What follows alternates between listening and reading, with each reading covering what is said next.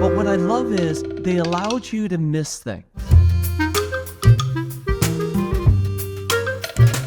Okay, hey everybody, it's Steven Semple and Matthew Burns back with a Super Bowl 25 ad. And I think we're just going to run right into it so everybody can know what we're talking about. Here it goes. It has been a banner year for the National Football League. Or should I call it the National Foodball League? From the very beginning, football has been a conspiracy to make us hungry. And we'll call this a pigskin. Make people crave bacon. Bacon. And everybody loves bacon. I love bacon. They do anything to sell food. Coach, how come we only play on Sundays? Because nobody's eating ice cream Saturdays, kid. Jeez.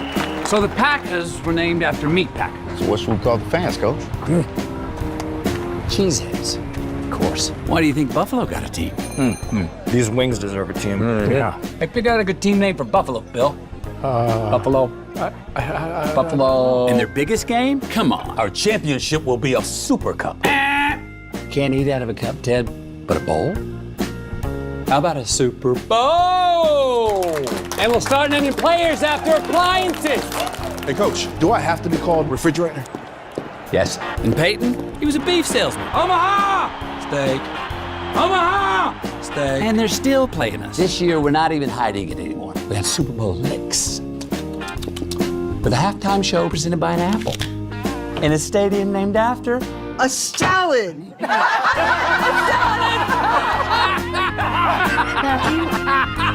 Matthew. Yeah. Hey. Sorry. You want me to make a movie about a football conspiracy? Yes. No. Come on, Greta. No. Bacon's in. Everybody loves bacon.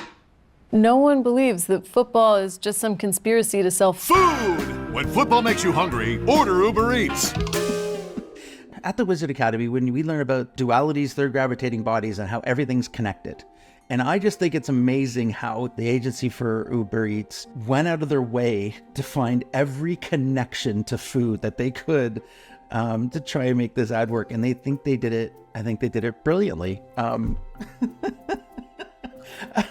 know you have a favorite. What was your favorite little spot my in favorite, there? and I love the subtleties Right. in this. So my favorite was bacon. And everybody loves bacon, and it's Kevin Bacon. But what I love is they allowed you to miss things. He didn't say, "Hey, Kevin," like you had to recognize the voice, and even the reference back to the appliance. Not everybody knows that reference, right?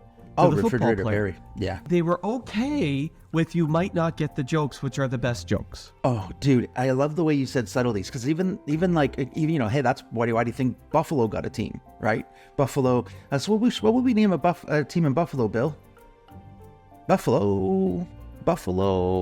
Like it's there. It's on the tip of your tongue. People, honestly, if you know football at all, if you're an NFL fan, you're watching the Super Bowl and you're seeing this ad, everybody's going Bills.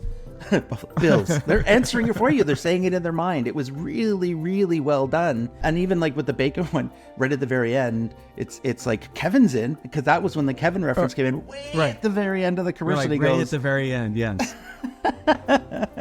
So I thought it was brilliant. Again, a little bit longer of an ad in the Super Bowl, and again in the Super Bowl where everybody, I think an ad spot was like $8 million or something like that. It was massive number.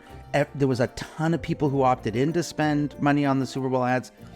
But I'm going to say, of the Super Bowl ads, this is one of the few that actually stood out, like that actually, did anything. And I don't want to harp on them, but yeah, this year they were very disappointing because I'm not a football fan.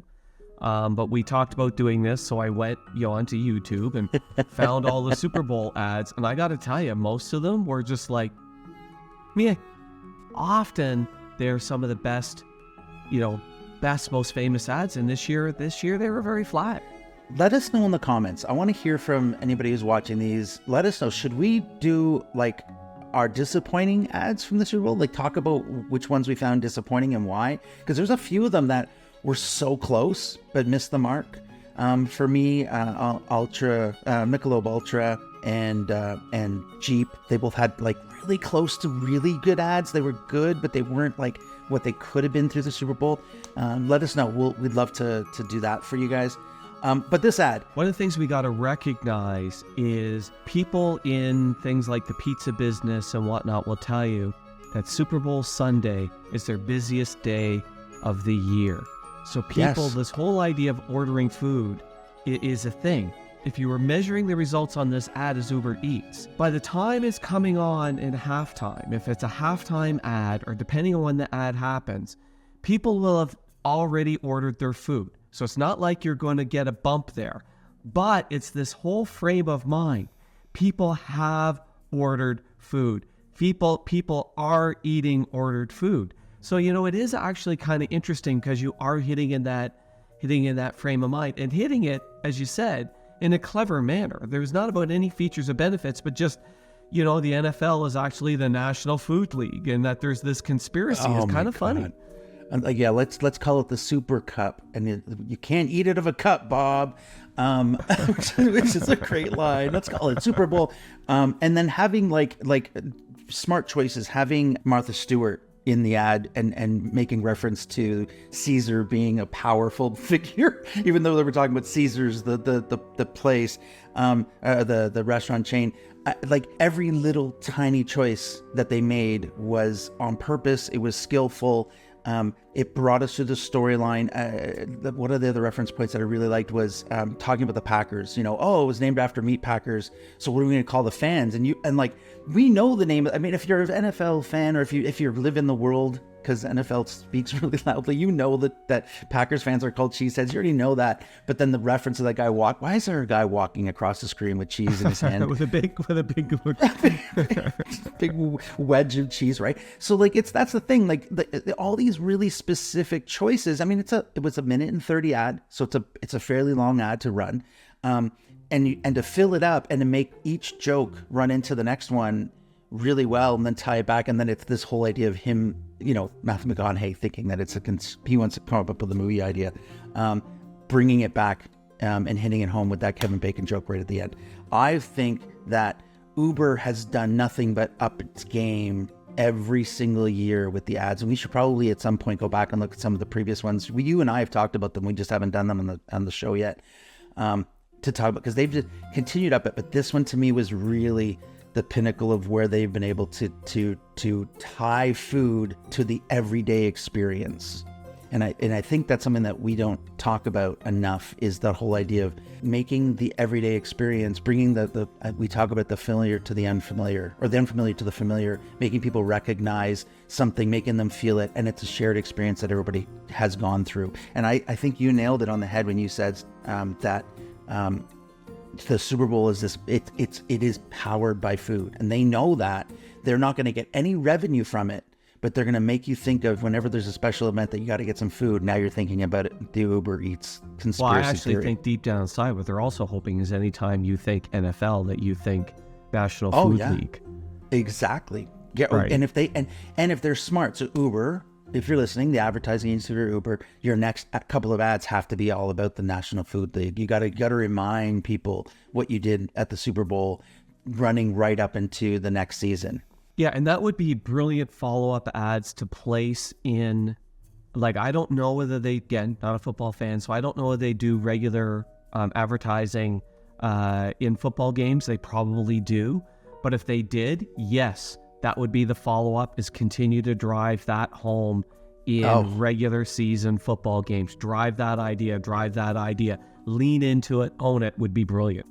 And if the NFL was smart, they'd lean into it. Yeah. Do you know what I mean? So, get some of that ad budget towards Uber changing the acronym from National Football League to National Food League. So I think that's I'm going to put a fantastic. plug in here, Uber. If you're listening to this, we know a really great ad writer who can do this for you, and his name's Matthew Burns. Oh, gee.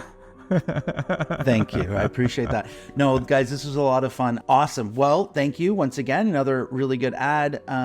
Please, guys, let us know about if you want us to poo-poo all over the crappy ads from the Super Bowl. We'd love to do that a little bit. Even give some, what we would do to spice up some of the ones that almost made it. Anyway, Steve, any last words?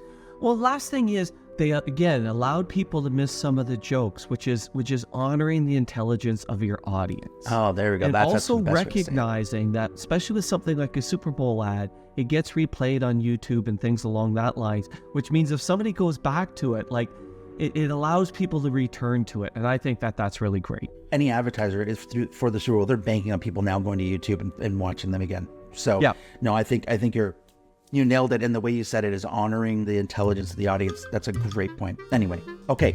Awesome. Thank you so much again, Steve. This is great. We're going to do another one next week. Guys, like, subscribe, tell people we love doing this. We want to come back. Talk to you guys All right. later. Thanks, Matthew. See ya.